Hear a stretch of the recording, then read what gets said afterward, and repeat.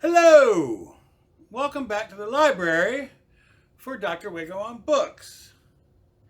Now, once again, I am a big fat liar because in my first Dr. Wigo on Books, I said I'm only going to tell you about authors who've written like long series and sagas of books so that you'll have many books to read. And now in my very second Dr. Wigo on Books, I'm going to highlight an author who primarily writes single one-off books. Although he does have, like a 4-book group and then like a 2-book group out of all his books. So maybe I'm not completely a liar. Anyway, let me explain. So if you recall, I started Dr. Wigo on Books because I was at Barnes & Noble around Christmas time and they had a big book sale and I got this book for 50% off. I've read most of Neal Stephenson's books, not all, and in fact I'll go through and explain which ones I've read and which ones I haven't. But this was his latest. It came out towards the end of last year. It's a fantastic book, and again, it's a standalone, so if you want, you could just run out and read this one book and then decide, well, I don't care for him, and never read another one. Or you can do as I'm about to suggest in this video. I'm going to give you a reading order, and this would be the last one you would read in that reading order. But either way, it's a fun book. So imagine a really smart guy creates a combination Chuck E. Cheese slash Buc-ee's. So it's like gas station, restaurant, destination kind of thing. And it grows beyond all wild imaginations and he becomes a billionaire. But he's a really smart guy, so he decides he wants to spend his money doing things like working on climate change. Does this sound like anybody we know who maybe started his fortune with PayPal? But anyway, except instead of just like coming out doing electric cars and trying to do something about climate change a little bit at a time, this guy decides to fire rockets into space. Wait, that also sounds familiar. And mess with the atmosphere in a way that will help the climate. And the book is the story of that, and it takes multiple approaches. One of the main characters that it gets followed through most of the book is the Queen of the Netherlands, because they have a big interest in climate change since their country is a lot below sea level. And the other reason I love this book is because most of it takes place in Texas. That's where he's firing the rockets, which again sounds a lot like another billionaire that we might have heard of. But it's clearly not Elon Musk, because this is a completely different kind of billionaire and Texan. And again, it's an amazing story set in the near future. I loved it. But again, if I were you, I would not start with this book. Let me explain. So Neal Stephenson is not your typical science fiction. Well, maybe he's a typical writer. His father was an electrical engineering professor whose father was a physics professor. His mother worked in biochemical labs and whose father was a biochemistry professor. So he comes from this line of academics. In fact, he grew up in college towns. He went to high school in Ames, Iowa. Gee, what else is in Ames, Iowa? And he also grew up in Urbana-Champaign, and yeah, you kind of see where this is going. He grew up in academia. So not surprisingly, his first book was called The Big U. It came out in 1984, shortly after he got out of college. And it's a satire on research institutions, colleges, universities. I have not read it. I probably should, since I'm in that business. But again, it's only in print because it came back in print after Stephenson became a best-selling author. I'm sure it's a great book, but I have not read it, and it's not the one I recommend you start with either, but feel free. By the way, with all authors, I always feel it's best to read them in the order they wrote them, so if you really want to do it the old-fashioned way, read this book first. His next book, and this is where he starts taking more of a science fiction-y kind of bend, it's called Zodiac. Came out in 1988, and it's the story, it's an eco-thriller. It's about I guess, what we would call an eco-terrorist. It was a guy who goes around causing trouble for people who are polluting, and then they try to kill him. And it's supposedly, it's again relative. I again haven't read it, but I've heard that it's okay. The book I think you should start with is Stephenson's first bestseller, his first mainline book, the book everybody knows him for, which came out in 1992, and it was called Snowcrash. And most people consider this a cyberpunk or maybe post-cyberpunk book. Fun fact, in this book, Stephenson coins the word metaverse, which, very recently Mark Zuckerberg has been going around making a lot of noise about, like he knows what he's talking about. Again, 30 years ago, Neal Stephenson came up with the term the metaverse, and I think had better ideas about it. By the way, to give you a review of Snowcrash, my favorite review of Snowcrash came from the San Francisco Bay Guardian. And they said, Snowcrash is a cross between William Gibson's Neuromancer and Thomas Pynchon's Vineland. This is no mere hyperbole. Also, this book made one of Time's 100 best English language novels. Pretty heady company, a pretty good book. Everybody's heard of it. And a fun fact, I actually have met Neal Stephenson because he was an early Macintosh user, as was I, and we used to gather at Macworld Expos and things, and I ran into him once or twice, and great guy, but that's not why I'm bringing this up. I'm telling you he's a Mac guy because in the original Macintosh, the 1984 Macintosh, sometimes when it would crash, video memory would get overwritten, and then the screen would look like snow, like old school TVs, with no signal. It looked like snow. And people called that a snow crash. So when he wrote this book, he named it Snowcrash after the white snowy screen on a Mac that has blown up. You gotta like Neal Stephenson. He was a Mac guy back in the 80s. By the way, he got his degree at Boston University. He started out, he was a physics major, but he changed his major to geography because he found out he could use more mainframe time as a geography major than he could use as a physics. He'd already basically used up all his time as a physics major. So he changed majors so he could get more. And remember, back in the 80s, 70s, and actually, I think he was in college in the 70s. So yeah, you needed the mainframes. We didn't have PCs back then. So yeah, he's a computer geek, and again wrote a classic cyberpunk / post-cyberpunk kind of book in Snowcrash. But wait, there's more.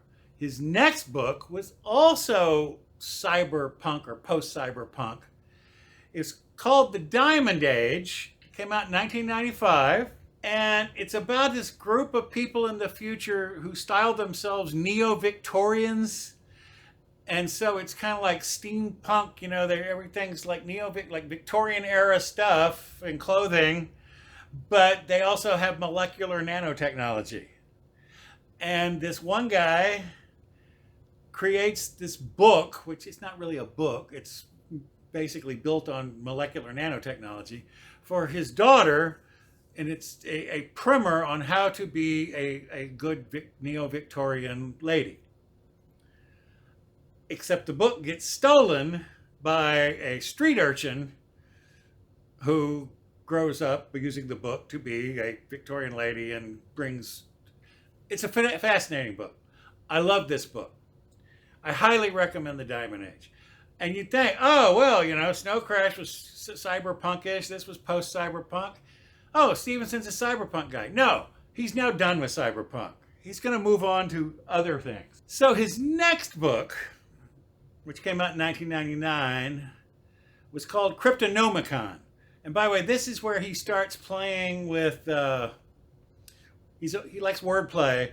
And of course, H.P. Lovecraft, in his books, there was this spell book called the Necronomicon that everybody was always trying to get their hands on. Well, see, Cryptonomicon, Necronomicon. So he styled it after the H.P. Lovecraft book. This is it's a big fat book. I can't find my copy. Cryptonomicon a story about the World War II code breakers, a fictional code breaker called Lawrence Waterhouse. And they have broken the Enigma code, which, if you recall, Alan Turing, all that stuff. So they've broken the Enigma code. But they don't want the Germans to know they've broken the Enigma code. So there's another through line, a main character named Bobby Shafto, who's a Marine raider, which a term I'm not even sure actually exists in the real world. But his job is to go around planting false evidence so that the Allies will be able to explain how they knew that this was going to happen, and it wasn't because they broke the Enigma code. Because the last thing they wanted to do is have the Germans know the Enigma code had been compromised, because they'd stop using it. So they would have to come up with these fanciful things. And so that's Shafto's thing. He runs around doing all that. That's in 1942. But the book also takes place in modern day. In present day, Waterhouse's grandson, Randy, has teamed up with Shafto's granddaughter, Amy, through, of course, some amazing coincidence. And they are trying to establish a data haven in Southeast Asia, near the Philippines, because they want to create a data haven, but also they want to create digital currency. So not only did he invent the metaverse in Snowcrash, in this book, he invented Bitcoin. And he talks about one of the main things with a digital currency is how do you establish its value, and the fun way they do to establish the value of this digital currency is to kind of link the two stories from 1942 and 1999 by having them find a German submarine full of gold, and that's the gold they're going to use to lay under their current digital currency. Fascinating book, very thick, lots of plots, lots of thread. I loved it. Oh, and there's also a character named Enoch Root in this book, who appears in both 1942 and 1999, and appears to be the same person and the same age. Not explained, but wait, it's going to get weirder. Because after Stephenson wrote the Cryptonomicon, in 2003, he went back and wrote the Baroque cycle. Now, the Baroque cycle started with this book, Quicksilver. And at the beginning of this book, it's 1713, and a Waterhouse, ancestor of the Waterhouses in Cryptonomicon, someone's come to see him in Boston, where he's at one of the new American universities, to get him to come back to England to mediate a fight between Sir Isaac Newton and Leibniz over who created the calculus. By the way, that's a real thing that happened. But that's not what happens in this book.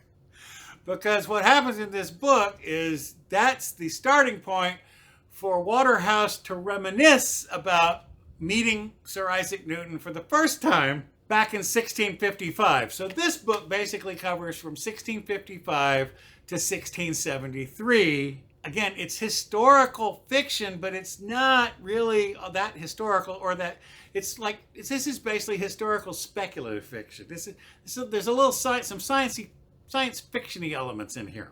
Now, the next book of the Baroque cycle is called The Confusion. It starts in 1689, but it mainly follows the ancestor of Bobby Shafto, who in the 1600s is a pirate. So it's about pirates.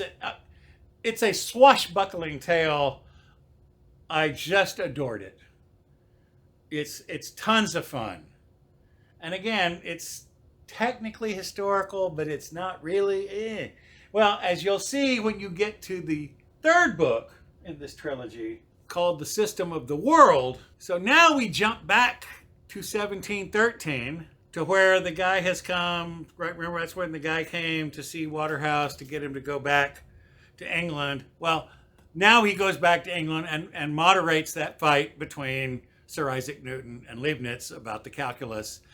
And there's an alchemy, and there's all sorts of stuff in here. Oh, and you know who's in all three of these? I don't know if he's in all three, but you know who shows up in these books? Enoch Root, who was in the Cryptonomicon. Except he's still about the same age, except now we're talking hundreds of years earlier. So clearly there's something, you have to read the book to figure it out. And actually, I don't even think that you actually get it explained to you. You get a good theory, but I'm not sure you get an explanation. Amazing trilogy. His next book, in 2008, is more science fiction meets philosophy. It's called Anathem. And again, he's playing with words here. Because Anathem, if you take out the middle A, it's the anthem. But if you add an A to the end, it's anathema. And anthems are good and anathemas are bad. So he's playing with things right there. Now, this is not on Earth. This is science fiction, but also philosophy. And basically, they've set up these enclaves for scholars primarily, because they're the only people who want to be in there, where you can only...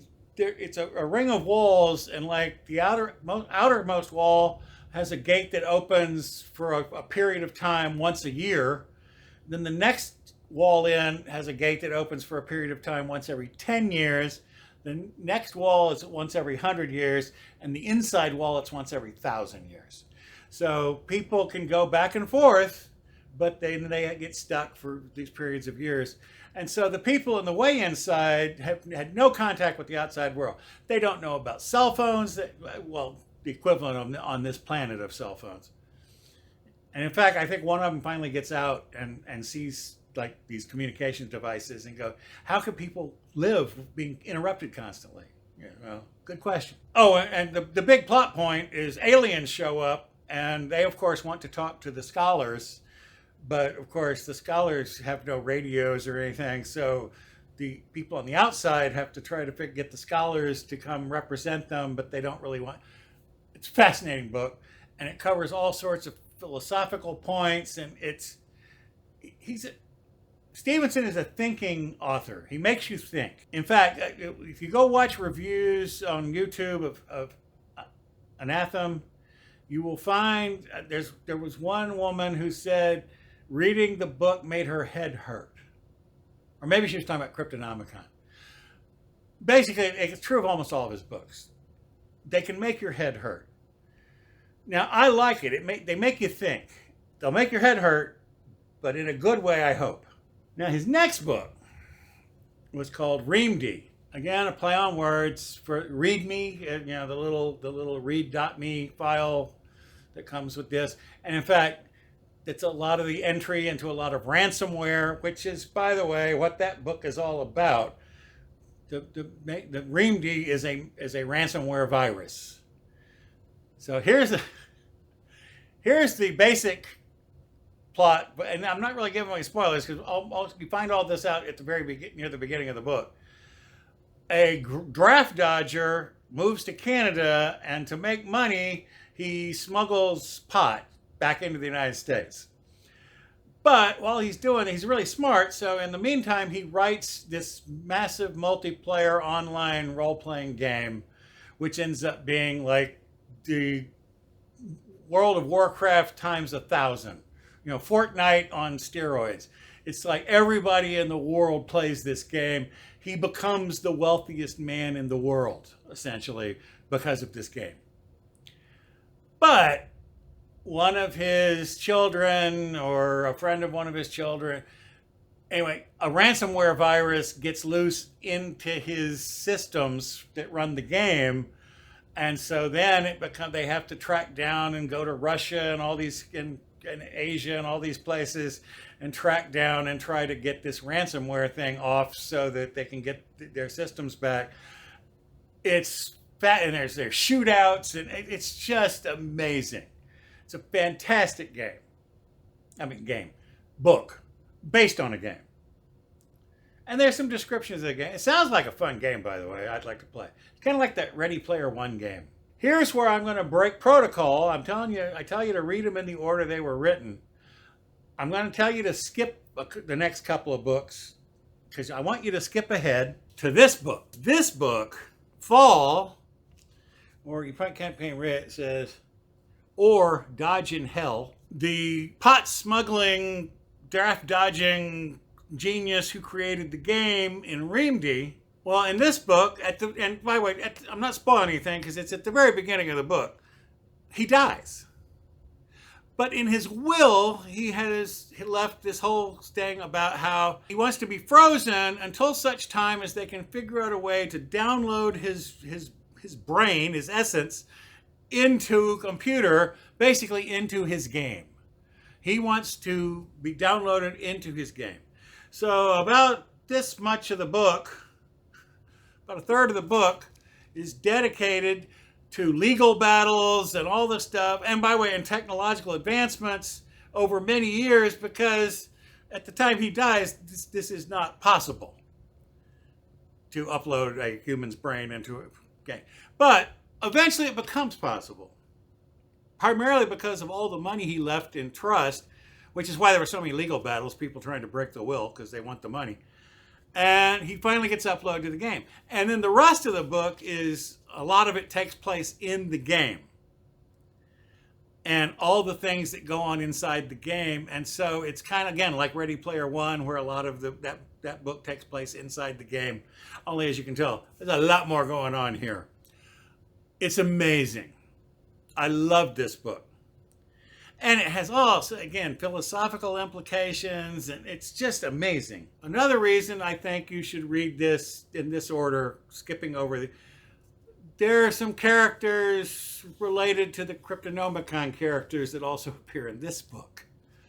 So we got, but this set of books, the Cryptonomicon, the System of the World, Reamde, and this, they're kind of the ones that are loosely connected. Well, the baroque cycle, tightly connected. So now let's jump back and talk about, after Reamde, but before Fall, Stephenson wrote a book called Seveneves. Now this is an interesting book. This is pure science fiction. Well, and philosophy and all the other stuff he always works in. And remember, the man studied physics, so his physics, and there's a lot of hard science fiction in Seveneves, because, well, the basic story is something happens to the moon to cause it to break apart, and it starts spiraling in where it's going to come down and land and basically destroy all life on Earth.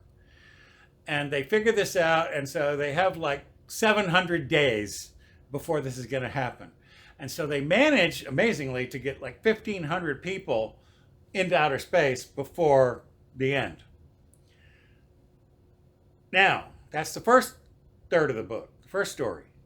Second story is the 1,500 people in space and their travails of trying to build a civilization and keep humanity alive while indulging in all the kind of stupid wars and stuff that humans do and fights. And so even though there's only 1,500 of them, they start killing each other, which is just stupid.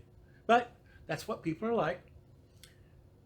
And eventually, it gets down to a core, which is then going to repopulate humanity. Then we jump 5,000 years into the future, and there's 3 billion people living in habitats surrounding the Earth, because the Earth is still uninhabitable. Well, was uninhabitable.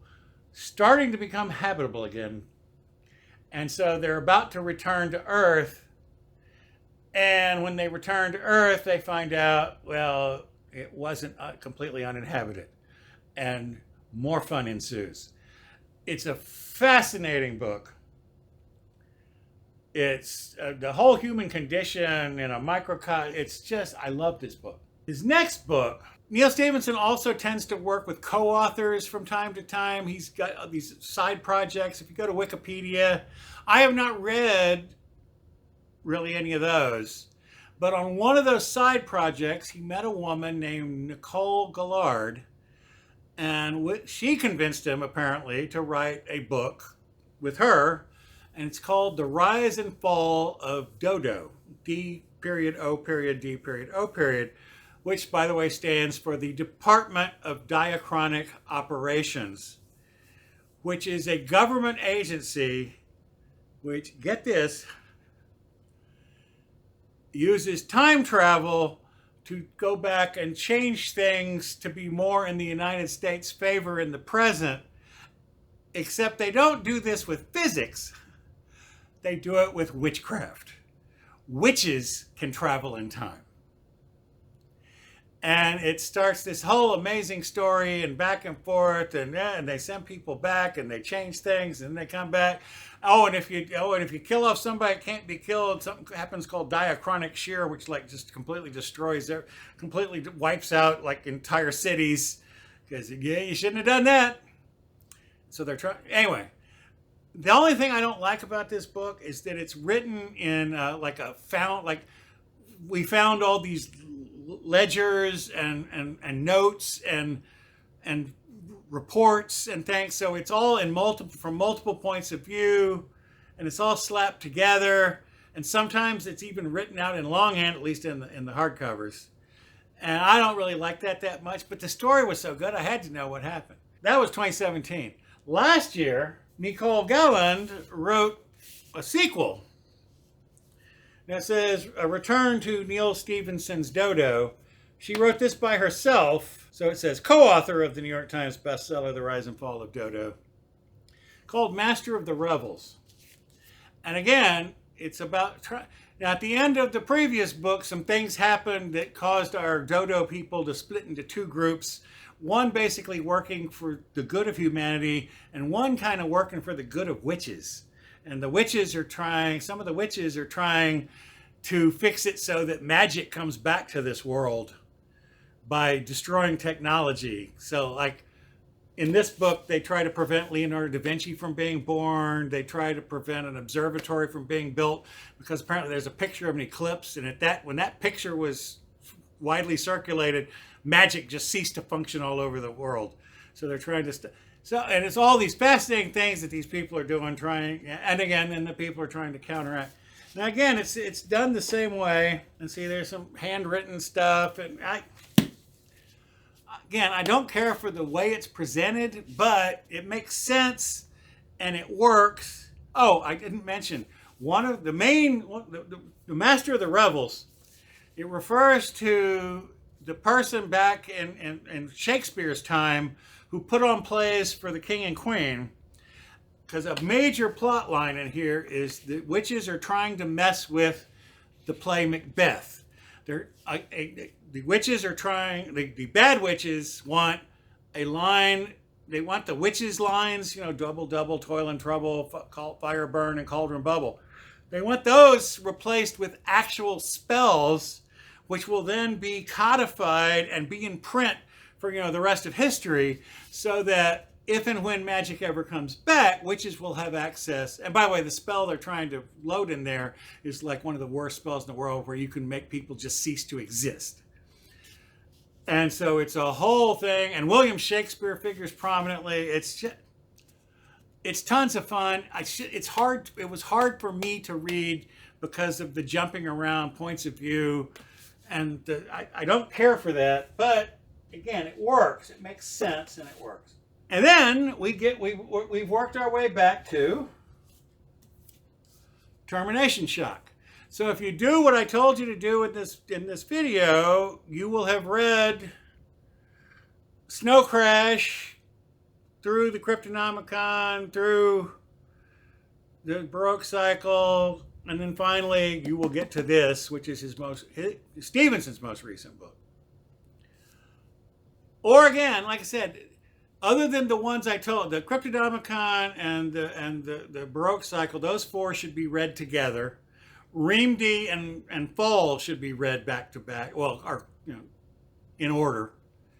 But the rest of them are all, this is a standalone book. It does not, although he always has like briefly mentions of characters that you've run into or who are related to people you've read in his other books. But I love this book. So that is Neal Stephenson. So cyberpunk, post-cyberpunk, hard science fiction, philosophy of science. He makes your brain hurt, but in a good way. He makes you think. And I think he's fantastic. So that's why I'm recommending them, even though it's not a bunch of series. that you can bury yourself in. By the way, these books will take, they're all thick. In fact, the baroque cycle, those books inside are broken down into Quicksilver is 3 books, The Confusion is 2 books, and The System of the World is 3 books. So it's actually 8 short, normal-sized books split over 3 big, thick books. It's phenomenal. I highly recommend. If you're only going to read one, read Snowcrash. If you're going to read a bunch, then read the Cryptonomicon and the Baroque cycle, and then read whatever others you like. If you aren't sick of Stephenson at that point, go back and read them. I can't tell you what I'm going to do next week because I'm still in limbo over this Carvana thing with Stormtrooper. I don't know if I mentioned this in a video yet, but briefly, Stormtrooper still doesn't have photos. They have not posted photos of Stormtrooper. They just have generic, and it says coming soon. You can pre-order. And then for a while, a week or 2 ago, it said this car is sold. But then it says, in small print, it says, but sometimes these sales fall through, and so go ahead and say you're interested. Well, yeah, it did come back on the market. That deal fell through. So, but the minute they post photos of Stormtrooper, I have a how to update the nav in the Kia K5 video ready to go. I've shot it. I've updated my nav system. I'm just waiting for that little Stormtrooper tag that I can put on the end, and I'll upload that. So if that's next week, well, then Carvana came through. If not, there'll be something else next week, and then that hopefully will be the week after that. But there'll be a video next week because there's a video every week because that's my promise to you that I will make a video every week. So go off and read a bunch of good books. I highly recommend Neal Stephenson. Smart guy, nice guy. Like I said, I've met him a couple of times. And go enjoy. So that's it from me. So long, farewell. Auf Wiedersehen, good night. I leave and heave a sigh to say goodbye.